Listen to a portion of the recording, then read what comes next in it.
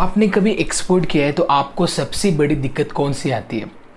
बहुत लोग पहले या एक या दो बार एक्सपोर्ट करते उसके बाद फेल होते, उसके बाद उसका ट्राई नहीं करते। तो आपने कभी सोचा इस फेलियर का रेट ज़्यादा है और कौन सी चीज़ें इस पे अफेक्ट करती है सबसे ज़्यादा?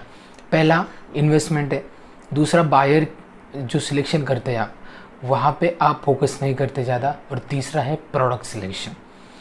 प्रोडक्ट सिलेक्शन ये एक अहम स्टेज है हर एक एक्सपोर्ट में, क्योंकि अगर आपका प्रोडक्ट सिलेक्शन रॉन्ग हो गया और आपका लोकेशन भी रॉन्ग हो गया तो आप इसमें डेफिनेटली फेल हो सकते हैं। तो इसके लिए इस वीडियो में मैं आपको वो डिटेल्स बताऊंगा जिससे आप आसानी से आपका प्रोडक्ट सिलेक्ट कर सकते हैं। ये वीडियो स्टेप बाय स्टेप मैं आपको एक आसानी से समझाऊंगा जो एक बिगिनर भी समझ सके और एक एक्सपोर्टर भी समझ सके कि कैसे हम एक प्रोडक्ट इफेक्टिव प्रोडक्ट सिलेक्ट कर सकते हैं according to the time and according to the data. मतलब ग्लोबल वर्ल्ड में कौन से प्रोडक्ट को कितनी डिमांड है ये आपको इससे पता भी चल जाएगा और उसके अकॉर्डिंगली आप प्लान कर सकोगे।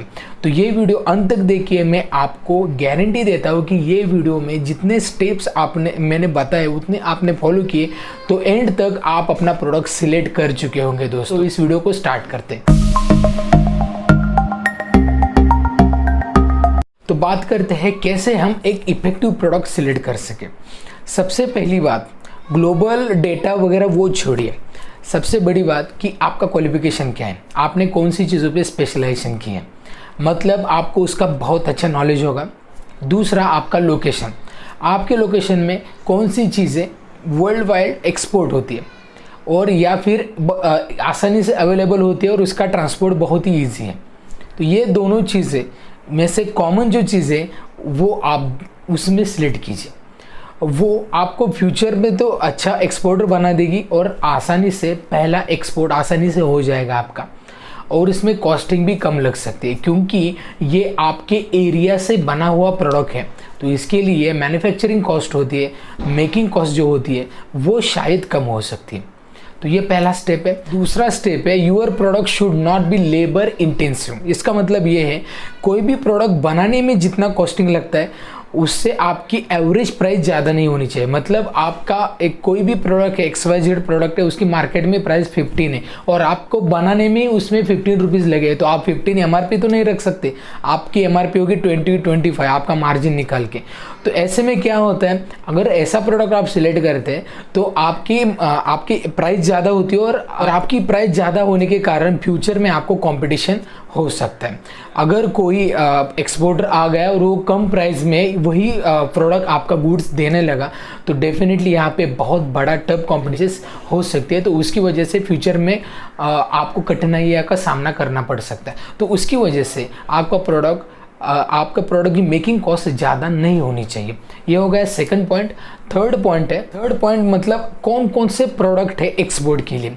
उसमें 5 तरह के प्रोडक्ट आप एक्सपोर्ट कर सकते हैं। पहला है पेरिशेबल, सेकंड है नॉन पेरिशेबल, थर्ड है हैजार्डस, नेक्स्ट है रॉ मटेरियल और लास्ट है फिनिश प्रोडक्ट। इसमें से कौन सा भी प्रोडक्ट आप एक्सपोर्ट करेंगे, मतलब मैक्सिमम यही कैटेगरी में प्रोडक्ट आते हैं। अब पहला आता है पेरिशेबल, वहाँ पे most of the agriculture products आते हैं जिसकी शेल्फ लाइफ कम होती है, लाइफ साइकिल कम होती है, जिसमें ट्रांजिट में बहुत ज़्यादा दिन लगते हैं। वहाँ पे जाने के बाद रिस्क होती है कि कभी कभी प्रोडक्ट डैमेज हो सकता है, होता है, ऐसा बिल्कुल नहीं है।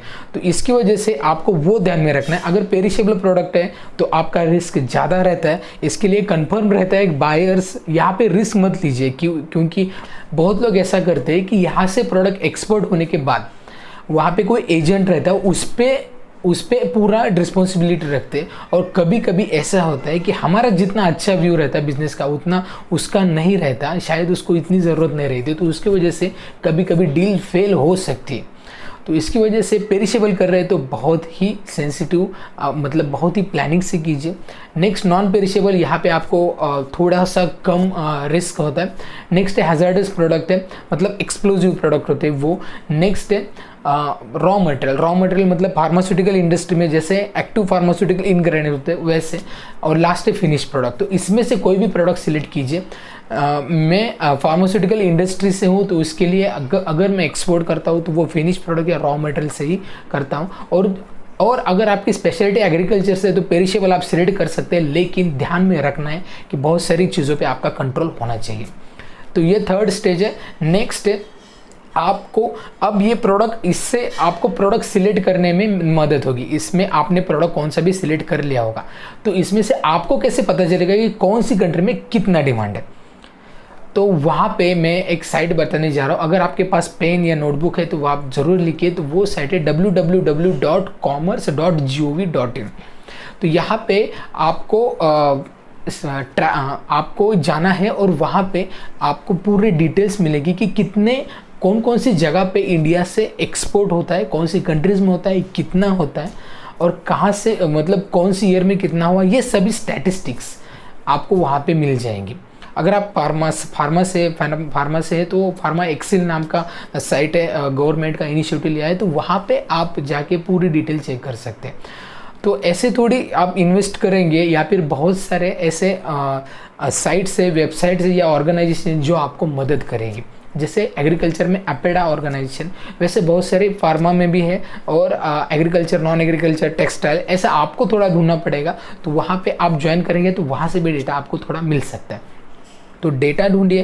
प्रोडक्ट आपने सिलेक्ट करने के बाद, ये डेटा ढूंढने के बाद आपको बहुत आसानी होगी कि आप कौन सा प्रोडक्ट आपको सिलेक्ट करना है। प्रोडक्ट सिलेक्ट करने के बाद उसकी प्राइस आपको फोकस करनी है।